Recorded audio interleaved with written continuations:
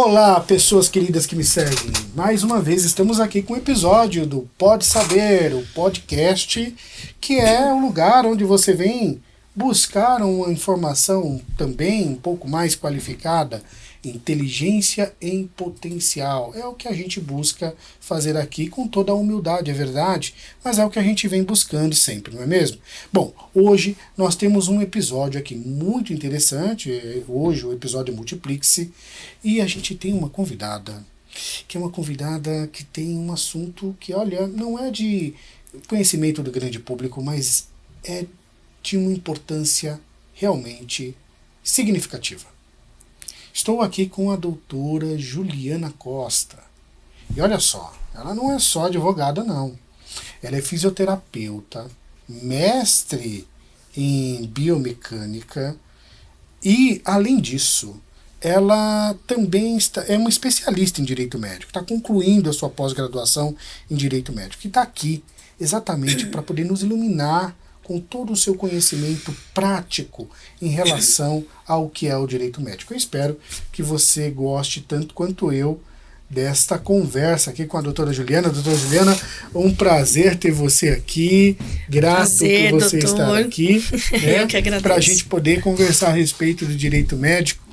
E eu, assim, fico me perguntando, né, doutora Juliana, como é que você chegou no direito médico? Como é que foi essa trajetória? O que te levou exatamente a entrar nesse ramo do direito, que não é um ramo tão tradicional, conhecido, né, da maioria das pessoas? Como é que foi isso?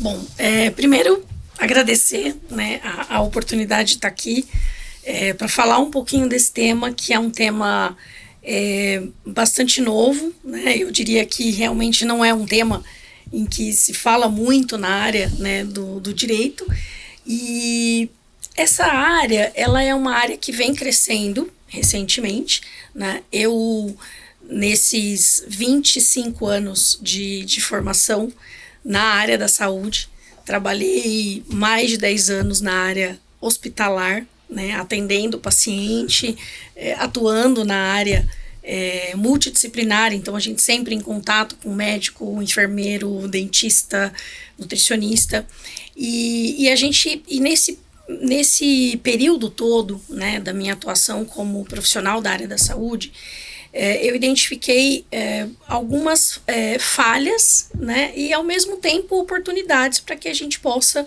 desenvolver melhor, né, a nossa atuação dentro da área da saúde.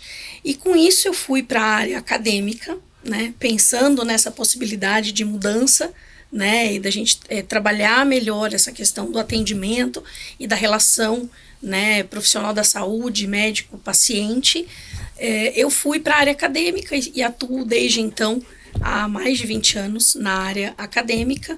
Depois acabei assumindo cargos de gestão dentro das universidades, dos grupos educacionais em que eu tive a oportunidade de atuar, tanto na área da docência quanto na área de gestão mesmo, como supervisão de estágio, diretora de campus, e trabalhei muitos anos como diretora de faculdade na parte regulatória, né, das instituições de ensino superior.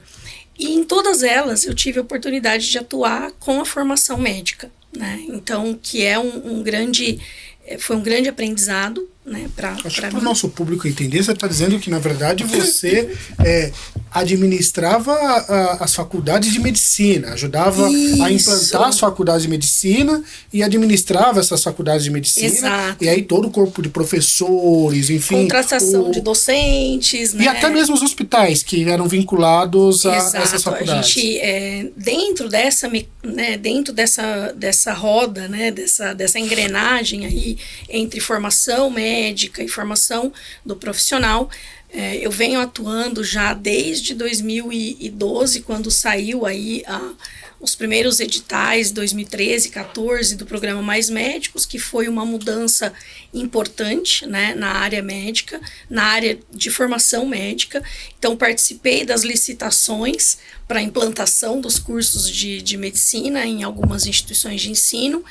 Então, eu vi nascer desde a raiz, né, um curso de medicina, o que que tem que ter esse curso, a formação, as diretrizes do MEC, né?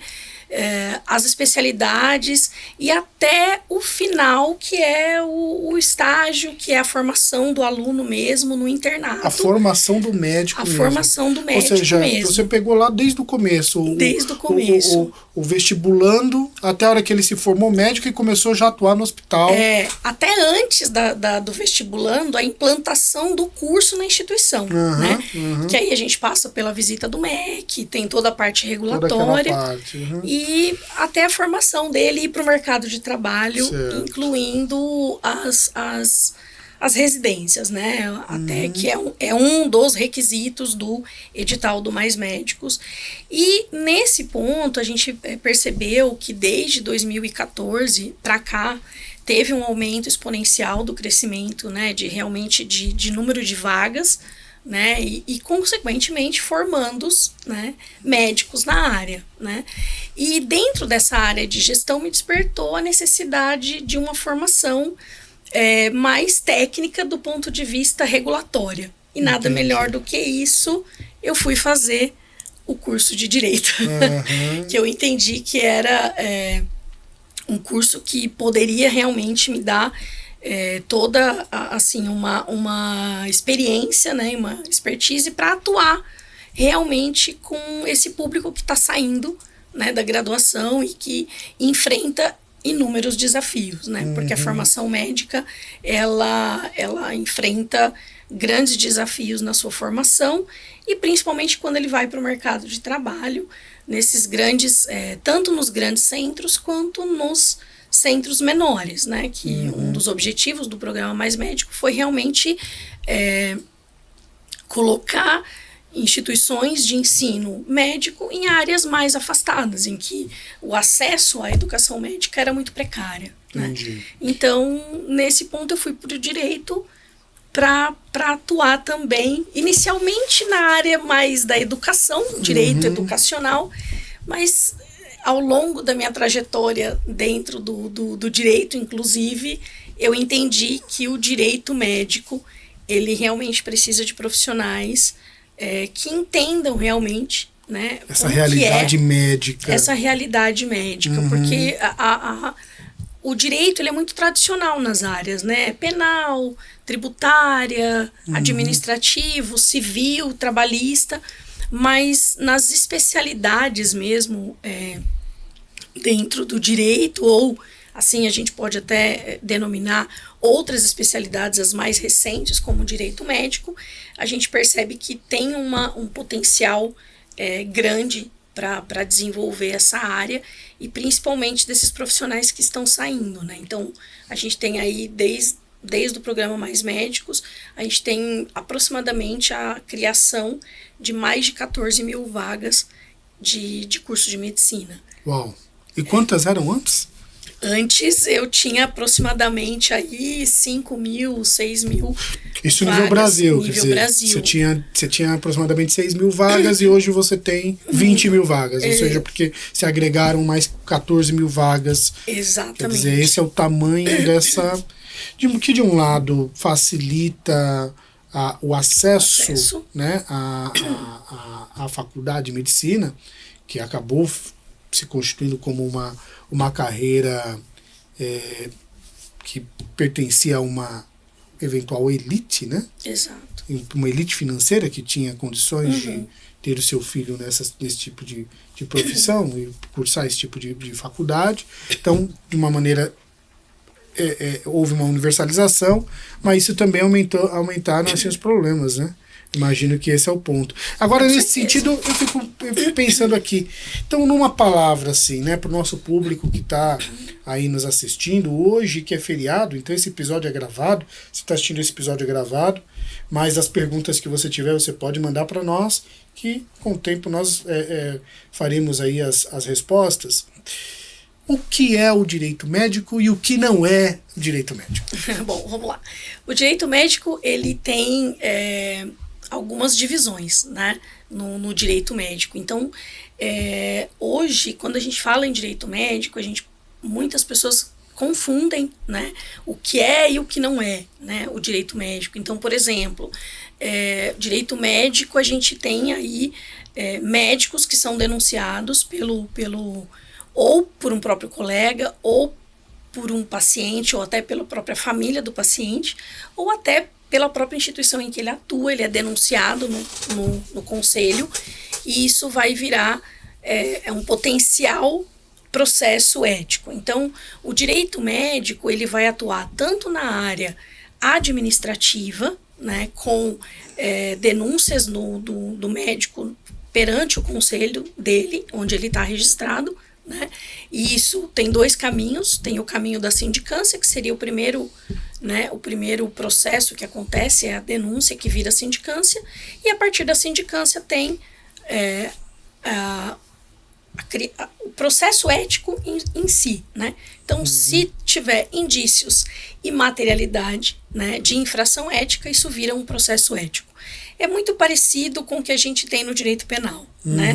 Eu tenho que ter indícios e materialidade de infração para ter um processo. Então, essa é uma primeira Isso, por atuação. exemplo, acontece quando tem, por exemplo, erro médico, abuso. Que tipos de coisas, assim, que são possíveis, assim, até para a gente poder informar o nosso público, né? Que tipo de coisas que são possíveis de se reclamar, né, de apontar em relação a um tratamento médico no hospital, né? O que a gente vê assim mais comum que acontece são as denúncias, né, de erro médico, né, esse erro médico, uma negligência, né, imperícia, uma imprudência. Isso pode ser feito pelo próprio paciente que sofreu, né, algum tipo de problema que é característico de um erro médico, ou até de um familiar, né, na ausência ou no óbito desse paciente atendido por esse médico. Isso pode acontecer. Então, esse é um exemplo. É muito comum também de ter essa denúncia. Outra denúncia que a gente percebe muito comum é a questão da propaganda médica, né? Propaganda médica? Propaganda médica. É mesmo? Então, a gente percebe... Não pode? Pode, mas tem as suas regras a serem respeitadas e observadas, né? Então, a gente vê bastante, com o avanço, né, doutor, também da internet, né, Instagram, as redes sociais, a gente percebe IA, inteligência artificial, também contribui muito, né, para que essas coisas aconteçam. Então, o uso equivocado ou abusivo das redes sociais também gera bastante denúncias, né, no conselho relacionadas à propaganda médica em determinadas situações. Então, a gente já viu, por exemplo, outdoors, né, em determinados locais do país. Isso eu já vi. Cirurgia, estética, essas coisas. Cirurgias estéticas, e consulte o seu médico e a foto do cidadão lá no outdoor, enfim. Em cidades menores eu tive algumas experiências, né? Já morei em vários locais desse país, até por uma questão do próprio trabalho, né, nas universidades. Então já vi de tudo acontecer, né? Então isso é um exemplo de problema que o médico vai enfrentar perante o conselho, né? E vem cá, e essas denúncias que a gente vê às vezes aqui na televisão, né, de assédio, né, principalmente, né, de homens com relação a mulheres, né, teve situações aí de situações de assédio também para crianças, né? Exato. Como é que fica isso? Como que estão essas denúncias? E eu queria que você falasse também sobre a questão do racismo no tratamento médico, como que é isso e como que pode ser denunciado isso. Bom, continuando então em relação à questão do direito médico, né? Quando a gente fala em abuso, né, aí a gente já entra na esfera, a gente sai da esfera administrativa, que é perante ali o conselho, e também já entra na esfera judicial, né, que aí Mas isso não, uma coisa não exclui a outra, né? Certo. Então, o médico fatalmente denunciado por uma questão de abuso sexual de pacientes, então isso está vindo muito, né? A gente tem percebido uma crescente nesse sentido. Teve uma situação recente, acho que de um cardiologista, acho que foi no Paraná, alguma coisa assim, ou Santa Catarina. Ele realmente, né? Então ele aliciava, né, as pacientes, enfim, e abusava dessas pacientes. Então isso tem crescido de uma forma considerável. Então ele acaba saindo da esfera administrativa e também ele vai para a esfera civil e criminal, né? Principalmente criminal, né? Então esse médico possivelmente ele vai carregar 3 processos, né? Ele vai ter o processo ético, porque obviamente isso vai ser observado pelo conselho, né? Ele vai ser denunciado e vai correr o processo na esfera administrativa. Na esfera criminal, obviamente, por uma questão, né, até do próprio Código Penal, então aí ele já entra realmente no processo criminal mesmo, e também no processo civil com danos morais, danos materiais.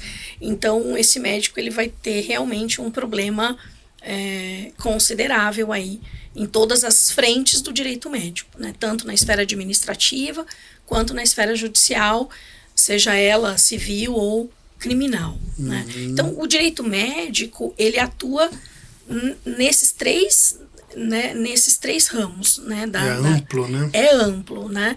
E também o que a gente percebe bastante e que a gente não vê hoje uma preocupação dos médicos é na atuação preventiva. Por que na atuação preventiva? Porque hoje as pessoas têm muito mais informação do que anteriormente elas tinham, né? Então, recentemente saiu a lei do direito dos pacientes, que ele já estava dentro do Código de Ética Médica, mas hoje já está a lei explicitada, né, pela lei, em que ele é detentor dos seus direitos, ele tem que conhecer esses direitos. Então, muitas vezes o médico ele acaba negligenciando essa preocupação que ele deve ter em se prevenir contra esses processos e contra denúncias, né, que muitas vezes o médico ele acaba, às vezes na sua formação ética, na graduação, ele não dá a devida atenção, ou às vezes até a própria formação não traz essa disciplina de tamanha importância quanto, por exemplo, uma disciplina de uma especialidade, por exemplo, como a clínica cirúrgica, como a clínica médica. Então, o aluno, às vezes, ele está naquela ansiedade da faculdade, da formação, e ele se preocupa muito mais com uma disciplina de cirurgia, por exemplo, técnica do que com a sua formação ética, né? E isso, apesar dos estudos não mostrarem que existe uma correlação entre a formação ética e a ampliação do número de processos éticos hoje no país, mas a gente também percebe que essa formação, muitas vezes o aluno ele não tem a maturidade necessária, né, para entender a importância da sua formação ética, da sua formação humana, e muitas vezes o que a gente também percebe é denúncias de desumanização. Então o médico foi desumano no atendimento ao seu paciente. Esse é um ponto importante, né? Esse é um ponto importante. E antes da gente entrar nesse ponto, respondendo a dúvida do doutor em relação ao racismo, né, a gente também percebe o número de médicos hoje formados no Brasil, né, que atuam na medicina e que muitas vezes eles são, eu diria, vamos dizer assim, eles não são reconhecidos naquele local de atuação onde ele está como médico. Então, eu já presenciei situações em que o médico, né, negro, ele vai atender um paciente e às vezes a família pergunta se o médico já chegou ou quem que está ali para falar com ele, né? Isso já aconteceu, eu já presenciei situações como essa e isso precisa ser trabalhado, né? É uma questão que precisa ser trabalhada.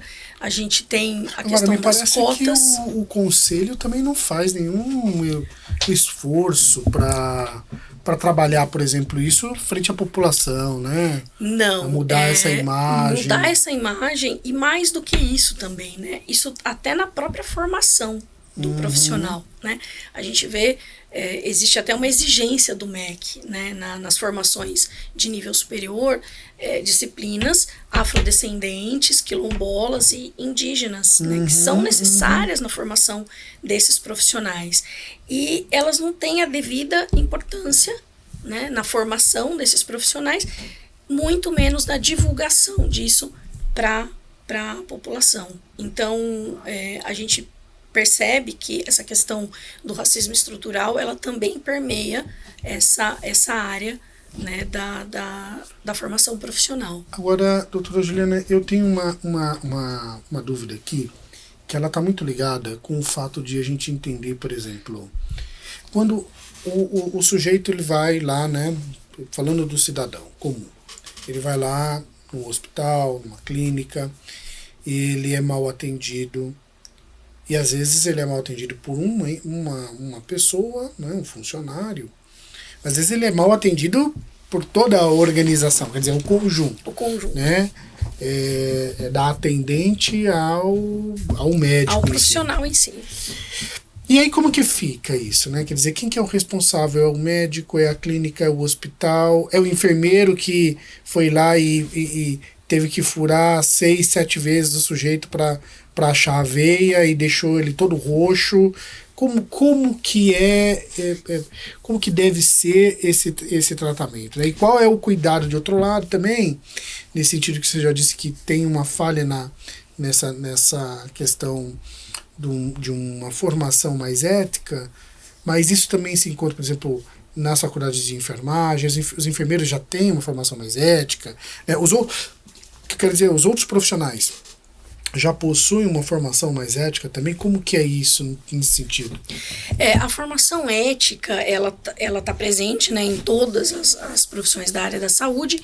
O que a gente percebe dentre todos os profissionais, a formação do enfermeiro, principalmente na enfermagem, a gente percebe que tem uma preocupação maior em relação aos demais profissionais, né? Então isso já é um pouco mais característico até da profissão, até porque a enfermagem ela é mais antiga que a medicina, exatamente. Né? Então a gente percebe essa preocupação da isso vai também para o técnico de enfermagem ou não?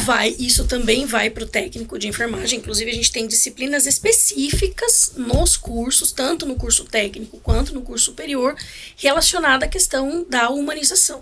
Né? Então, ou seja, então no final das contas, assim, essas outras áreas já estão com isso mais desenvolvidas. É que a área médica mesmo é que não acompanhou a faculdade de medicina, é que não acompanhou no mesmo passo que essas outras faculdades, que essas outras atividades. É isso. Exatamente. Então hoje a gente vê, por exemplo, como o doutor comentou, né? Às vezes o cidadão ele vai ser, ele procura por um atendimento, né? E aí a gente tem algumas diferenças. Então, às vezes ele procura um atendimento numa clínica, né? Ou numa clínica privada, por exemplo, ele tem lá toda uma equipe, né? Então às vezes tem a enfermeira, às vezes tem o biomédico, o médico, o atendente, né? A equipe de serviços gerais. Então, quem responde por qualquer problema que a gente tenha ali dentro daquele estabelecimento é o responsável técnico. Então, eu diria que o responsável técnico, que na legislação da medicina, ele é conhecido como diretor técnico, né? Onde tem atendimento médico, você tem, né? É ele que é o responsável. Ele que é o responsável. Então, por exemplo, se é numa clínica onde isso, tem só ele, por segurança, que é contratado por uma empresa terceirizada, não importa. Exatamente, não importa. Então, por exemplo, às vezes ele é mal atendido na portaria pela segurança, quem vai... Porque a segurança, por exemplo, não quer deixar ele passar de um lugar para o outro, enfim... Pode acontecer, ou às vezes ele é maltratado, ou ele é discriminado. Ele pode ser discriminado ali na portaria, pela né? cor, na às vezes recepção. também por alguma critério de homofobia, alguma questão. Enfim. Sim, aí vai de tudo, né? A gente percebe de tudo, desde a orientação sexual, né, até racismo, né, pela cor do indivíduo, pelo jeito que ele se veste. Então, isso acontece. Então, se é um ambiente, por exemplo, onde é uma clínica que tem um médico, 2 médicos, eles têm que responder por isso, né? Então, essa questão da formação ética, ela tem que ser transversal. Entendi. Então, ela tem que passar desde o atendente ali da portaria de segurança até o médico dentro do seu consultório, né, atendendo o doente, enfim. Então, ele responde. Né? Agora, como é que faz, por exemplo, para aquele cara que é o bom médico, que está alinhado a tudo isso, e muitas vezes se vê numa situação frente a uma determinada situação que ele não provocou, mas do qual ele é responsável de alguma maneira, ou está implicado de alguma maneira, como é que esse médico se defende? O que ele tem que fazer para ele se defender, seja no âmbito administrativo, seja no âmbito judicial? Como que é isso? Você já pegou casos nesse sentido? Isso é muito comum de acontecer nas instituições maiores, né? Como, por exemplo, unidades de pronto atendimento, nas áreas mais hospitalares, onde você trabalha com uma equipe muito grande de profissionais. Diversas especialidades, enfim. Então, lembrando que naquele local eu vou ter 2 situações distintas, né? Eu tenho, por exemplo... vamos imaginar no ambiente hospitalar, por exemplo, eu vou ter o diretor técnico, que é o responsável técnico. Esse responde por tudo, né, desde o atendimento da portaria até o médico que faltou no plantão, né? É responsabilidade dele. Mas também, dentro desse ambiente hospitalar, onde eu tenho um corpo clínico, eu também tenho um diretor clínico, que são coisas distintas. Então, às vezes, o próprio médico desconhece essa diferença, né, entre o diretor técnico e o diretor clínico. Olha só. Quais são as suas responsabilidades, né? Então, numa escala, por exemplo, onde eu tenho lá uma escala de plantão, num ambiente de pronto-socorro, eu deveria ter 10 médicos e um faltou, né? Quem responde? É o diretor clínico? É o diretor técnico? Né? Então, eu vou para o diretor técnico, ele responde, porque ele é o responsável por gerenciar todo o ambiente de prestação de serviço. Né? E, óbvio, isso vai ter implicação para o responsável técnico, vai ter implicação para o médico que faltou, né? E o diretor clínico, em que momento ele responde?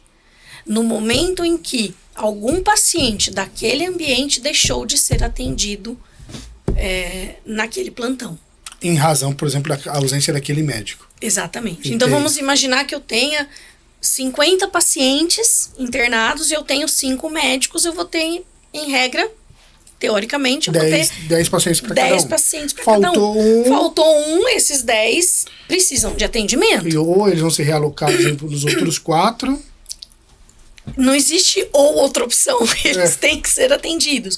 Porque se algum deles ficar sem atendimento, o responsável, o diretor clínico, responde. Entendi. Entendeu? Então, isso ele pode responder. Mas isso pode gerar mais tempo, fila, aquelas coisas. Exatamente. Então pode ter fila, e isso pode acontecer tanto na instituição pública quanto na privada. E uma pessoa pode vir até a óbito por conta disso, né? Exatamente. Então, às vezes, um paciente que não recebeu o atendimento no momento adequado, isso pode gerar consequências. Mas aí a triagem já não é feita pelo médico, a triagem é feita por uma estrutura anterior, pela própria enfermagem, enfim. Que aí você tem aí os protocolos, né? Nessas unidades hospitalares você tem os protocolos do que é urgente, do que é emergência, do que é o protocolo, né? O azul, o verde, o amarelo, o laranja, o vermelho. Então, essa triagem ela é feita inicialmente na entrada desse paciente. Bom, mas aí a sua especialidade, então, no final das contas, é atender mais que perfil no âmbito do direito médico? Você atende mais, o paciente que está reclamando, é o médico que está encrencado? Como que é isso? É o médico que está encrencado. Ah, você está do lado dos médicos. Eu estou do lado dos médicos. Eu estou do lado dos profissionais da saúde, né? Entendi. Mas o grande, assim, a grande questão e a maioria que a gente tem é realmente o médico, né? Que ele acaba sendo ali o alvo, né, das denúncias, enfim. Não que as denúncias não ocorram nas outras profissões, elas ocorrem, mas também a medicina vem tem despertado muito essa necessidade do atendimento mesmo do advogado, porque a gente tem aí, assim, vou falar alguns números, tá, doutor, que são números importantes, né? Falando só de São Paulo, tá? São Paulo, aqui no Conselho Regional, né, da Estado Medicina, de São Paulo. Estado de São Paulo, em 2025, a última publicação que saiu no portal da transparência do próprio CRM, a gente tem em trâmite processo ético profissional, aquele que saiu da denúncia e virou processo, né? Saiu da denúncia na sindicância, da sindicância virou processo, foi convertido por processo. Já foi convertido em processo. Já foi convertido em processo. Então, aquele que está em andamento. Em 2021, em trâmite, no Conselho Regional de Medicina de São Paulo, a gente tinha 4.200 processos em andamento. Agora, em 2025, a gente tem 7.446 processos éticos em andamento no Conselho Regional de Medicina de São Paulo. Se eu pensar que eu tenho 27 conselhos, 446 processos éticos em andamento. Em andamento. Em trâmite. Em trâmite. Sabe quantos processos foram instaurados em 2025? 1.233 processos instaurados em 2025. Ou seja, dá uma média aí de 3, 4 por dia. Exatamente. 4 processos por dia, aproximadamente. Esse número, em 2021, era de 999.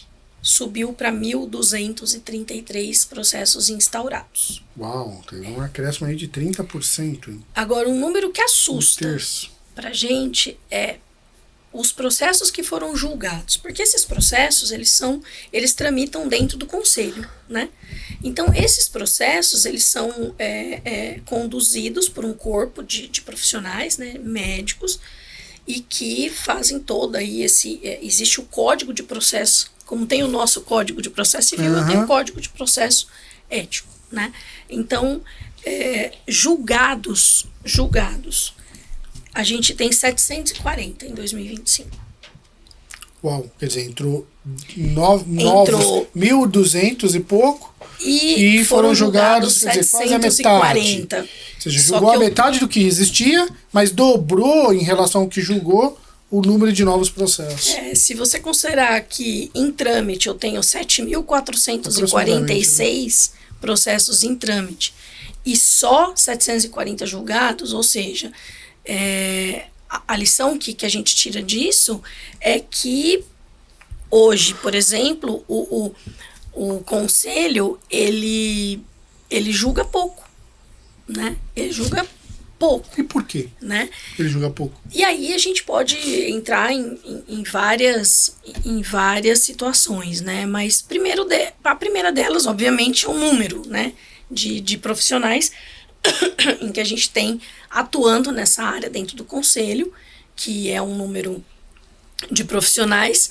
para dar conta desse número de processos. É mais ou menos como a gente vê no judiciário, né? A gente tem um número hercúleo de processos tramitando no judiciário nas suas diversas áreas, e você tem profissionais, né? Você tem um número de profissionais que, obviamente, não dão conta daquele contingente de processos, né? Que é aí é onde que eu entendo da necessidade do médico conhecer realmente, né, como que funciona todo esse processo e a importância dele entender e compreender por que do advogado, né? Então, me conta um caso, assim, de direito médico, de defesa de médico que você realizou e que chamou muito a atenção? O ano passado, em 2000 e... retrasado, né? Já estamos em 2026, mas aconteceu realmente um caso bem interessante, que eu participei, né, ativamente desse processo, que foi uma denúncia da família de uma paciente que veio a óbito, né, num hospital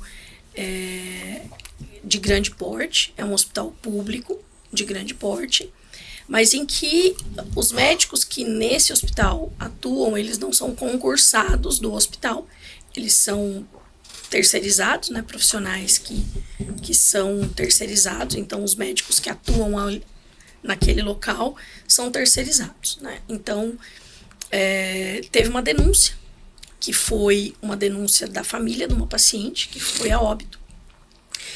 E resumindo, assim, basicamente o que aconteceu com essa paciente, ela deu entrada no pronto atendimento, né, no pronto-socorro desse hospital. E quando o paciente entra nesse hospital especificamente, aí vai depender de cada protocolo, ele dá entrada pela clínica médica, né? Então, dentro de um hospital de grande porte, você tem as diversas especialidades. Então, você tem clínica cirúrgica, clínica médica, e aí você tem várias especialidades, ginecologia obstetrícia, então E quando o paciente entra, ele dá entrada pela clínica médica. Quando ele dá entrada pela clínica médica, ele é atendido por um corpo de médicos clínicos, né? Médico clínico. Se esse médico entende que ele precisa de um atendimento cirúrgico, por exemplo, é um caso grave de cirurgia, vamos dar um exemplo de uma apendicite, certo? Ele chega com dor, a queixa principal do paciente é dor abdominal, náusea, vômito, febre. Então, ele dá entrada pela clínica médica, né? O clínico avalia esse paciente e entende que tem uma hipótese diagnóstica de uma cirurgia, uma possível apendicite. Então, ele encaminha esse paciente para a clínica cirúrgica. A clínica cirúrgica avalia esse paciente e fala, realmente ele precisa de cirurgia. Então, esse paciente sai da equipe da clínica médica e vai para a equipe da clínica cirúrgica. Mais ou menos esse é o fluxo, para dar um exemplo. E foi exatamente o que aconteceu nesse caso. Mas o seguinte, quando essa paciente chegou, ela deu entrada pela clínica médica, a clínica médica avaliou, falou, não, isso aqui é cirúrgico. Aí veio a cirurgia, falou, não é cirúrgico. Volta para a clínica médica. O paciente ficou nesse pinga-pinga, né? Vai para cirurgia, não vai, fica aqui e tal, abdominal. Estabilizaram a paciente, porque era dor, febre, a clínica estabilizou a paciente do ponto de vista clínico. Porque do ponto de vista cirúrgico, ela não tem o que fazer, né? Porque existe uma equipe cirúrgica naquele hospital. Então, estabilizou a paciente, foi tudo bem, estabilizou com dor, teve alta da clínica médica e foi para casa. No dia seguinte, o paciente retorna com o mesmo quadro, um pouco pior. Agravado. Vem para a clínica médica chama a cirurgia não, isso aqui é clínico, não é cirúrgico. A clínica médica interna a paciente. Então, ela sai daquela situação do pronto-socorro e vai para a internação. Certo. Né? Então, ela sai daquela equipe e vai para uma outra equipe. Lá, aquela equipe, que aí é uma outra equipe de médicos, atende essa paciente, estabiliza tudo e pede avaliação da cirurgia, pede exames complementares, ultrassom, ressonância. E aí a cirurgia avalia a paciente já internada. Então, essa equipe daqui de baixo do pronto-socorro... Já foi. Então, ela está internada, essa paciente evoluiu com um quadro de piora, a cirurgia passou, identificou a emergência, subiu para o centro cirúrgico, porque era uma emergência cirúrgica. Subiu para o centro cirúrgico, a paciente foi operada no centro cirúrgico. Devido à gravidade, ela desceu da cirurgia para a UTI. Então, ela sai da equipe da cirurgia. Da cirurgia, agora vai a equipe da UTI. E vai para a equipe da UTI. Lá na UTI, ela veio a óbito. É uma paciente nova, de 40 e poucos anos. E a família chegou para receber a notícia do falecimento. E o que tava na denúncia, tá? Vamos colocar na denúncia. A família relata que ela ouviu do médico intensivista, que estava ali naquele momento, que ela que ela faleceu porque ela não teve a devida atenção no momento em que ela deu a entrada no pronto-socorro. Isso o intensivista da equipe clínica. Da equipe da UTI. Da UTI. Da UTI. E aí, então, a família da paciente, o que ele entende? Bom, se não teve atenção... Negligenciaram o atendimento porque ela do veio... pronto-socorro, né? Lá a primeira vez que a equipe médica estabilizou e mandou para casa. Exatamente. Bom, nesse ponto, aí o que aconteceu? A família fez a denúncia no conselho, o conselho recebeu a denúncia, pegou o prontuário do paciente, né, da paciente, e viu todos os médicos da clínica médica que atenderam a paciente lá no pronto-socorro, né? 15 médicos, porque cada dia é um no plantão, pronto-socorro, não sabe enfim. Qual foi o dia, os 15. Os 15, todo mundo que estava ali no prontuário, que em algum momento passou com essa paciente, atendeu essa paciente, foi denunciado no conselho. E aí inicia-se o trâmite. E aí o que aconteceu nesse caso específico? Os 15 denunciados, eles são formalmente notificados pelo conselho, né? Eles recebem a notificação do conselho que recebeu a denúncia, e ele precisa apresentar a sua defesa, né? Então, para ele se manifestar em relação àquela denúncia. Então, começa o processo, a sindicância começa aí, né? Então, esse é o marco zero, né? O início da coisa. O início do sofrimento, né? Do médico. E aí, doutor, é que mora a grande diferença, né? Muitas vezes, o médico, às vezes, ele por desconhecimento, ou até pela questão de trabalho, de rotina, de correria, ele não dá a devida importância àquele procedimento, né? Aquela situação que está acontecendo ali. E aí, o conselho pede para ele se manifestar. Então, ele recebe, nesse momento, ele tem duas opções. Ou ele vai lá no conselho e retira uma cópia do processo, porque ele tem que ter acesso aos autos, ou ele, por meio de procuração, de documento, ele pede também por e-mail para receber essa documentação. Na maioria das vezes, ele vai até o CRM, pede a cópia do processo, e às vezes, o que acontece? Ele recebe o processo e ele fala, olha, o senhor tem 15 dias, 10 dias, 30 dias para se manifestar, né? Então, o senhor pode se manifestar, e às vezes ele pega, lê aquilo muito rapidamente, e às vezes até no próprio dia ou no dia seguinte ele olha e fala, putz, eu atendi essa paciente uma vez, que eu tava de plantão, tal, e ele não dá a devida importância, ele faz uma manifestação qualquer, sem técnica, sem conhecimento jurídico, obviamente, porque ele é médico, né? Então ele não tem conhece medicina, conhece da área dele. Ele conhece da área dele, então às vezes ele faz uma manifestação, às vezes até muito simples, né? E a partir daí ele colocou a corda no pescoço, né? Porque nesse momento ele não conhece muitas vezes o trâmite do Código de Processo Ético, né? Se você hoje perguntar para um médico se ele conhece o Código de Processo Ético, eu acho difícil eles responderem, não, sei ali quais são as penas que ele pode sofrer. Deixa eu perguntar quais são as penalidades possíveis. Você tem a pena A até a E, e a gente já fala sobre elas, né? Então, especificamente nesse processo, o que aconteceu? Dos 15 médicos que ali constavam da denúncia, né, quando você tem acesso, um contratou advogado para se defender. Dos 15? Dos 15. Que contratou um advogado para se manifestar. Para se manifestar na sindicância. Acho que eles conseguiram se safar. Sim. E os outros 14? Estão no processo. Porque a denúncia... Esses foram denunciados e... Esses foram denunciados e virou processo ético. exatamente. Olha então, e aí fica essa lição. E no final, pelo né? que você me contou, assim, o problema nem foi a equipe clínica, né? Foi a equipe de cirurgia cirúrgica que falou, não, que negligenciou. Essa questão é clínica. Essa questão é clínica, essa questão não é. E eles fizeram o que eles podiam fazer dentro da possibilidade da estrutura deles. Então, não tem como. E certamente essa profissional que foi, digamos assim, excluída, né, da sindicância e não foi denunciada, ela fez uma evolução médica no prontuário impecável da situação da paciente.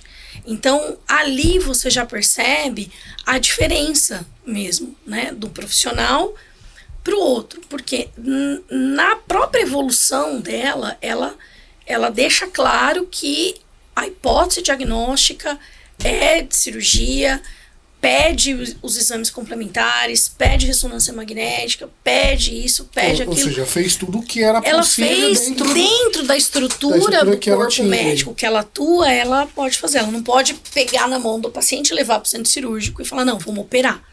Não dá. Não dá para ser desse jeito, né?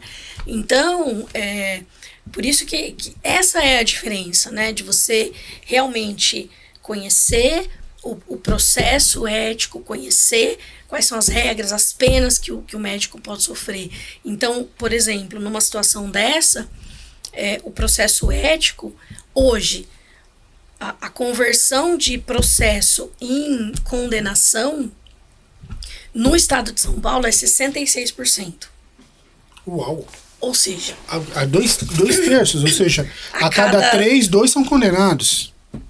É bastante alto, né? É bastante alto. Então, por exemplo, esse não número... parece, assim, pra gente que não é da área, né? A gente não tem essa informação de que há tanta punição, assim, a médicos. Por exemplo, o estado de Santa Catarina e São Paulo, né, com os dados publicados que a gente tem de processo ético, são os estados que mais condenam. Ou seja, né, só nessa brincadeira aí, se for observar essa proporção matemática, desses 14 aí, pelo menos 4 serão condenados. Exatamente. Exatamente. Caramba. Então Não mais. Mais, não serão 8. condenados.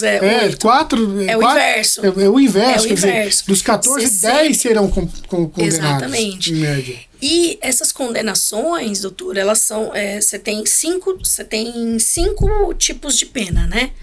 Desde a pena mais branda, que é a pena A, que a gente chama, né? Na verdade, pena A, mas é a linha A, né? Do Código de Processo. Equivale à linha A. A pena A, ela é a advertência confidencial, que é a pena mais branda. Depois, a pena B, ela é censura confidencial em aviso reservado. Então, já chama o médico, já faz uma censura ali. A pena C já começa a agravar. Por quê? Ela sai da confidencialidade e da reserva e vira censura pública, em publicação oficial. Então, já sai ali a carinha do cidadão, do sujeito que praticou uma infração ética. Já as penas D e E são penas mais graves. Então, a pena D é a suspensão do exercício profissional até 30 dias. Ele é suspenso mesmo. Né? Até a cassação profissional, que é a pena E, que é a mais grave, vamos dizer assim, né?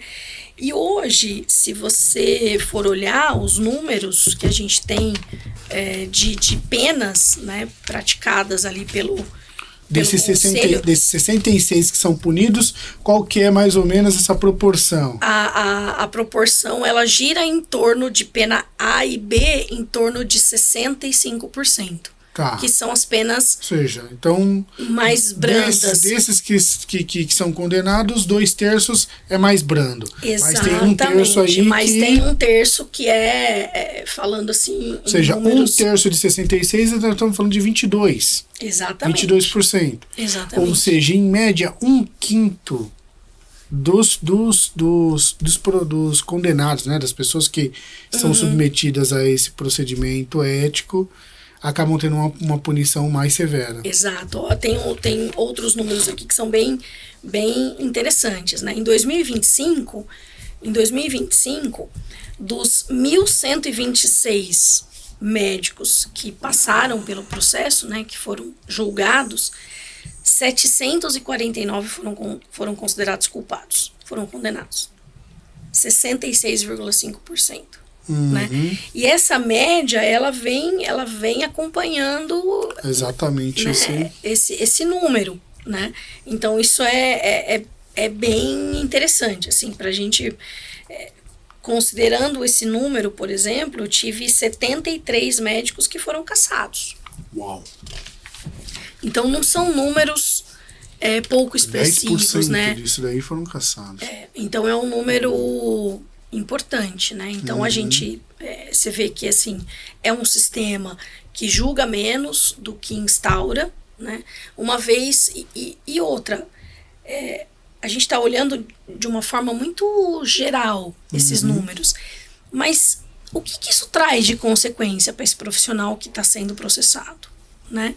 Porque, veja, se eu tenho 7.000 processos em trâmite e 750 são julgados, eu tenho um número importante de médicos, né, com o processo em andamento.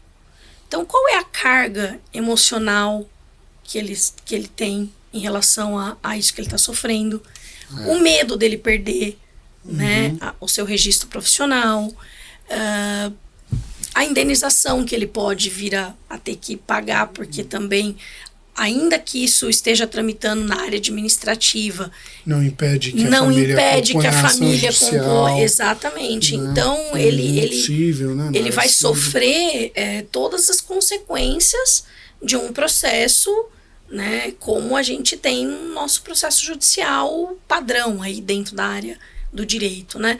Então, às vezes esse médico, ele fica, eu não gosto muito de usar essa palavra, mas às vezes ele fica pendurado, né, num processo 3, 4 anos, né? Então, o que isso, né, gera para ele de carga emocional, financeira, né, o próprio receio de ser denunciado, às vezes a própria relação dele com outros profissionais, porque ele também pode ser denunciado por outro profissional, ele pode ser denunciado pela enfermagem, ele pode ser denunciado pelo fisioterapeuta, pelo dentista, né, pelo diretor clínico. Então, o médico hoje, ele está muito exposto, né? Então, a gente vê hoje, por exemplo, os profissionais de saúde, os médicos principalmente, que estão trabalhando nas UBSs, nas unidades de pronto atendimento do Sistema Único de Saúde, em que entra um vereador, em que entra um deputado, entra na sala do conforto médico para ver se o médico está dormindo ou está atendendo o paciente. Então, o médico hoje está exposto a diversas situações em que ele não espera, né? A quantidade de agressões físicas que hoje os médicos estão submetidos nos atendimentos das unidades básicas de saúde, às vezes pelo companheiro da paciente, às vezes pelo filho da paciente. Então, hoje o médico ele está exposto. E ele está muito vulnerável isso. Então, mas aí tem segurança. Não, segurança que está ali é para fazer segurança do patrimônio. Ele não está ali para fazer segurança do médico. Então, observa que é uma sequência de situações, uma quantidade de variáveis em que o médico está exposto hoje e que às vezes ele não tem essa dimensão do quanto isso pode virar um processo. Quanto isso pode virar um processo e o quanto isso pode impactar a vida dele profissional, né? Até o medo de perder a carteira profissional, né? De ser cassado o exercício profissional. E além disso, doutora, é como acontece hoje no sistema judiciário. Esse médico que está em processo, existe uma certidão de distribuição de processo. Entendi. Então, isso impacta, inclusive, na contratação dele numa outra ou hospital, até num clínica. num possível processo seletivo de uma residência. Porque hoje o que acontece? A gente tem muitos profissionais, com a democratização do ensino da área médica, muitos profissionais que antes não conseguiam fazer a medicina por razões financeiras, que era muito caro, hoje ele consegue. Às vezes ele é um profissional da área da saúde que conseguiu se estabilizar e pagou a sua faculdade de medicina e fez a faculdade de medicina mais velho, né? Então hoje ele consegue fazer a faculdade de medicina, e aí o que ele faz? Ele vai para o mercado de trabalho, ele conclui a graduação e ele já vai trabalhar. É diferente da OAB, né? Que hoje o bacharel em direito, se ele não tiver OAB, ele não advoga. Não advoga, O médico, ele concluiu a graduação, ele é médico, ele tem o CRM, desde que ele, obviamente, se inscreva no CRM, no conselho, ele vai atuar. Diferente da gente dentro do judiciário. Então, esse médico, muitas vezes, ele fica 2, 3 anos para se recompor financeiramente daquele investimento que ele fez durante os últimos 5, 6 anos, né, da formação, para depois ele pensar numa residência, né? Então, hoje, cada vez menos a gente vê profissionais indo fazer residência, por várias razões.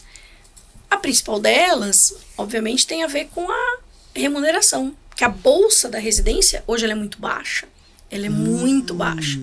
Então, às vezes, ele estudou 6 anos a faculdade, pagando aí uma média de R$9.000, em média, 8, 9 mil reais. Quando ele sai formado, ele vai para o mercado para tentar, né, se recompor financeiramente. E hoje a bolsa de residência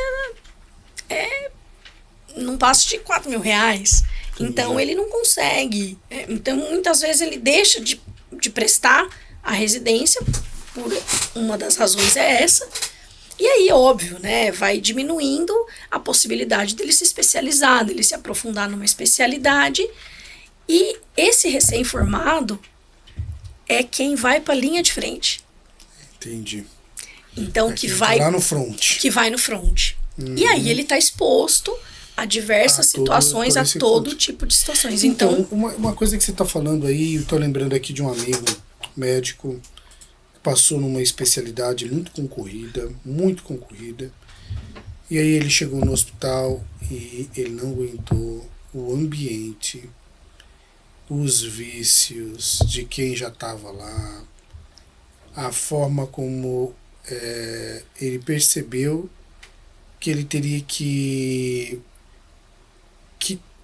assim, passar por cima de limites éticos dele para poder estar naquele lugar, para poder ter aquela formação, e ele desistiu. E assim, uma coisa que assim impensável para a maioria das pessoas de conseguir passar naquele tipo de residência, porque acho que talvez a mais concorrida que existe. Mas ele não conseguiu resistir na hora que ele foi para o lugar e encontrou ali uma situação muito abusiva, já constituída, sabe? Muito abusiva e muito agressiva, sabe? Uma coisa assim muito ruim. Uma das questões que hoje a gente percebe do médico de não ingressar na residência, além, obviamente, da questão financeira, que eu já falei, da bolsa de residência, é o ambiente em que ele vai estudar, né? É um ambiente em que ele sofre assédio o tempo inteiro. Assédio do R2, assédio do R3, assédio do chefe da residência. Quem que é o R2, quem que é o R3 e quem que é o chefe da residência? Então assim... Conta pra gente. O R2 é o médico que já está no 2º ano da residência. Ah, tá.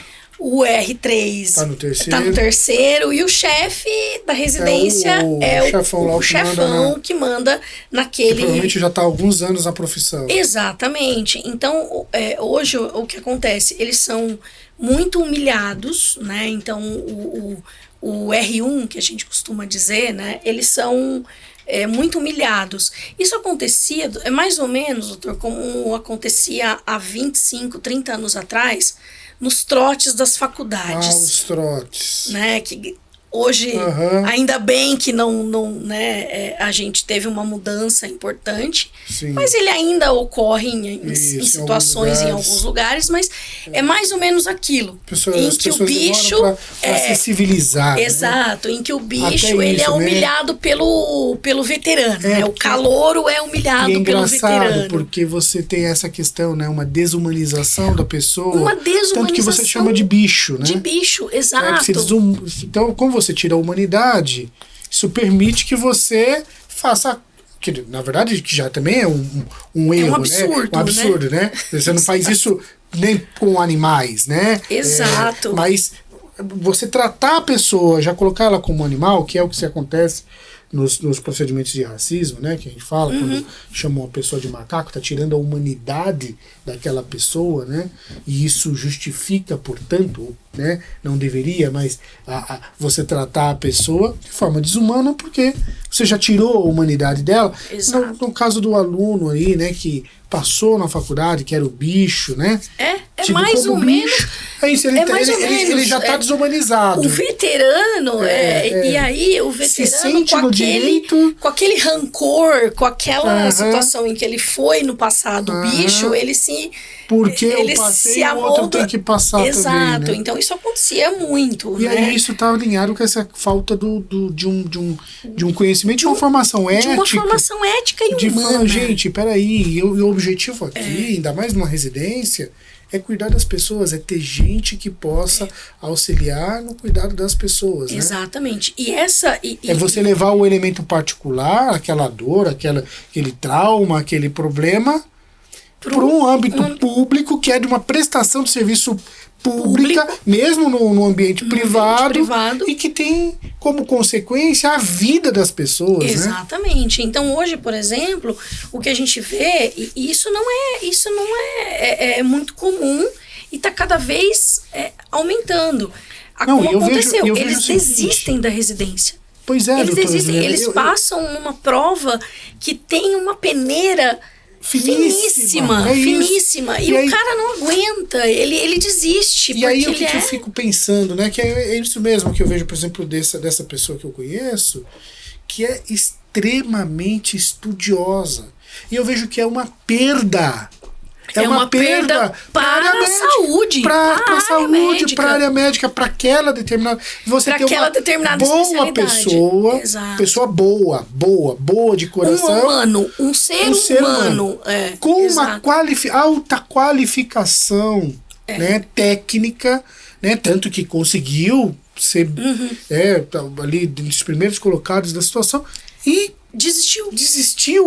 Porque encontrou ali uma aridez, uma impossibilidade de desenvolvimento humano, na verdade, né? Não gostaria muito, mas não dá para pagar esse preço. Exatamente, é um preço muito alto, né? E doutor, parece que é feito para não melhorar, né? É feito, na verdade, isso também tem a ver um pouco, né, doutor, com a questão de reserva de mercado, né?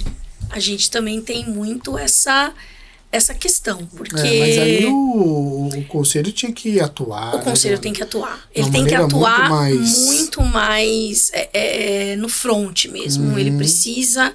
A gente precisa de uma atuação do conselho, uma fiscalização. Do governo também, do governo. Eu acho que envolve várias autoridades aí, né? Nesse meio. Até porque a responsabilidade pela fiscalização da residência também é do governo. Sim, é a vida das pessoas. As pessoas vão morrer, as pessoas não vão conseguir ter um melhor tratamento, então, assim, um melhor atendimento, porque os bons profissionais não estão conseguindo ficar nas profissões, porque o médico antigo, o outro residente, que se acha no direito de fazer um bullying profissional massacrante, assim, é um bullying massacrante. Então isso prejudica... Esse é o lado B da medicina que nós estamos mostrando aqui nesse podcast.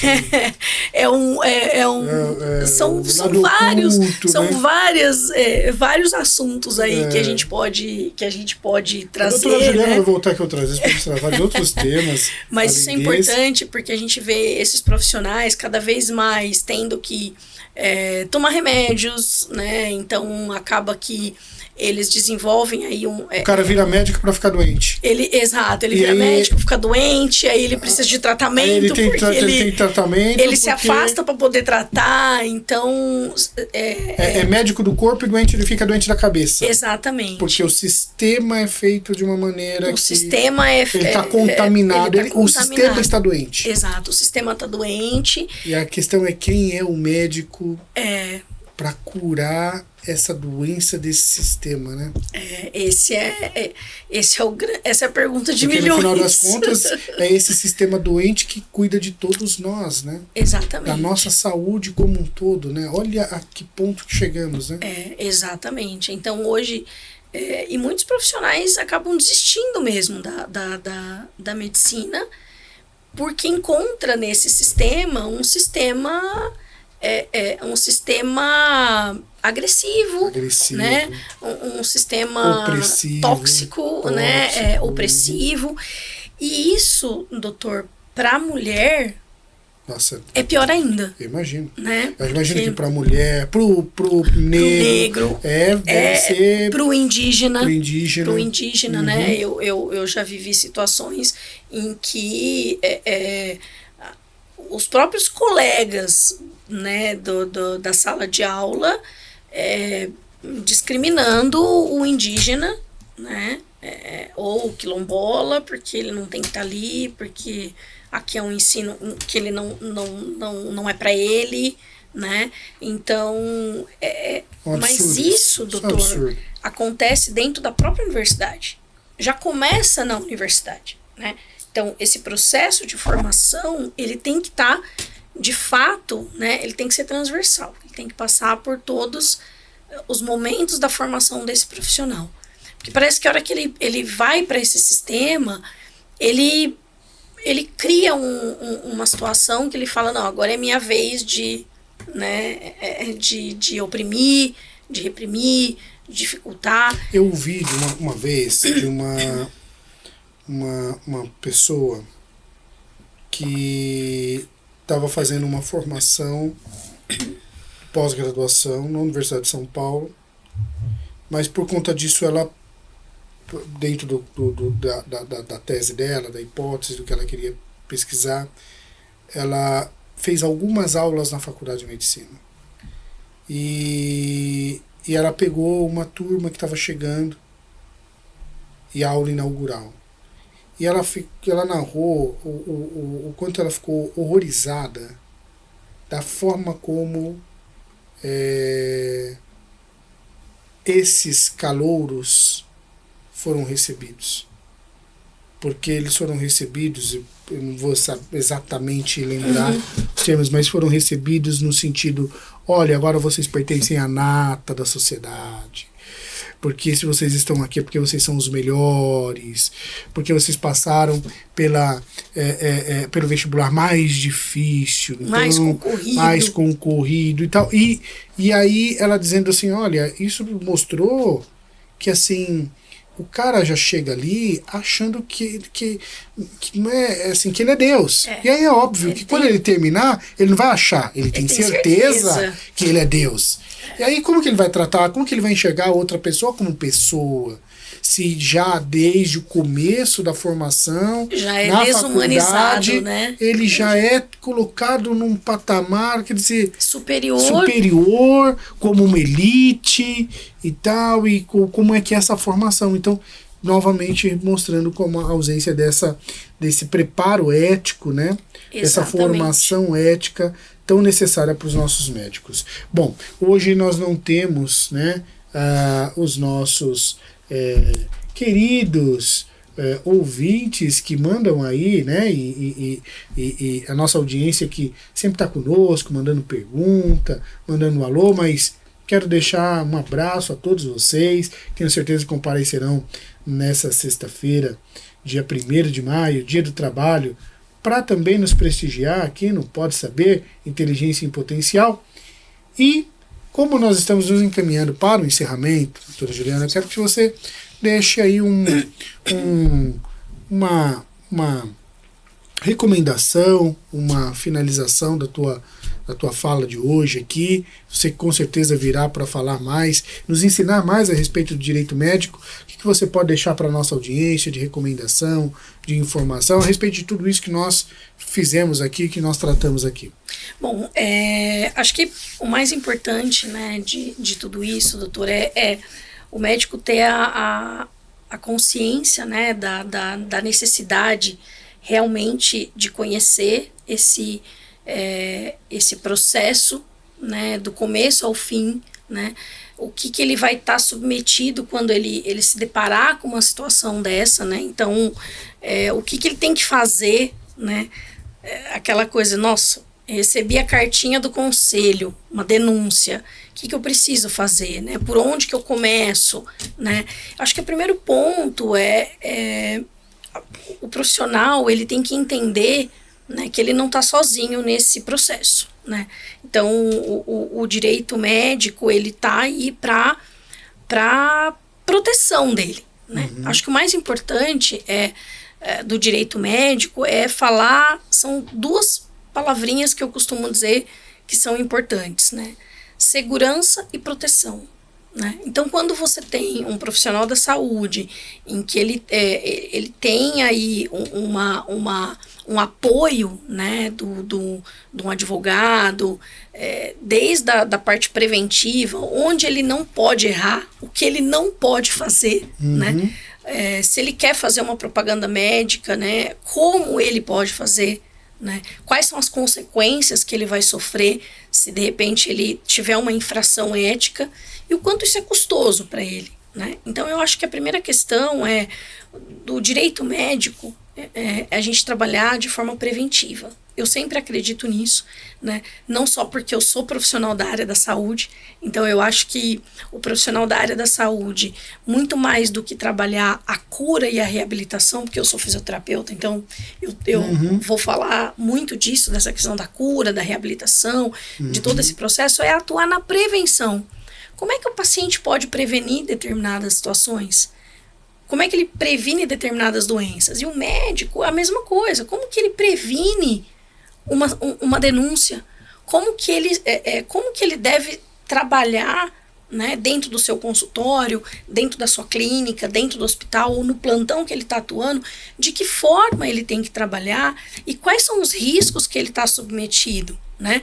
Um erro no processo, um erro no prontuário médico, às vezes ele, na correria, na pressa, ele, né, escreve lá, ele faz uma evolução pífia daquilo que ele não podia ter deixado de evoluir, às vezes ele esquece. Então, eu penso que o direito médico, ele está aqui para auxiliar, para apoiar, para proteger, para defender o médico de todos essas variáveis, de todos esses problemas que ele pode enfrentar. Desde a denúncia de um colega, da denúncia de um paciente, da família do paciente, da própria instituição em que ele trabalha, do próprio colega médico, que isso, né, no caso que eu contei aqui, o próprio colega que estava ali na UTI falou, olha, se essa paciente tivesse sido atendida por mim lá no pronto-socorro, ela não teria morrido.